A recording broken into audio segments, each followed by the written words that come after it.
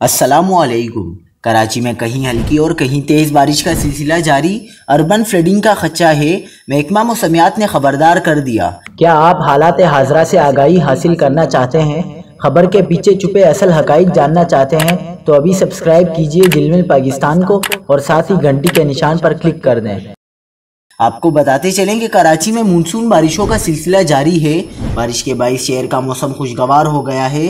मौसमियाती तज्जिया कारों का कहना है कि मशरिक की जानिब से मानसून सिस्टम कराची की जानिब बढ़ रहा है। आइंदा 2 घंटे के दौरान बारिश का सिलसिला पूरे शहर में फैल सकता है। तज्जिया कारों का कहना है कि कराची में आज तेज़ बारिश का सिलसिला वक्फे से जारी रहेगा। दिन के औकात में तेज़ बारिश के इम्कानात ज़्यादा हैं। जब तक शहर में रात तक बारिश जारी रह सकती है। महकमा मौसमियात के मुताबिक रवां हफ्ते के आखिर में मानसून हवाओं के सिलसिले में मजीद शिद्दत आने का इम्कान है। हवा के कम दबाव को शुमाली बहीरा अरब से नमी मिल रही है। भारत से भी हवा के कम दबाव की मदद मिल रही है।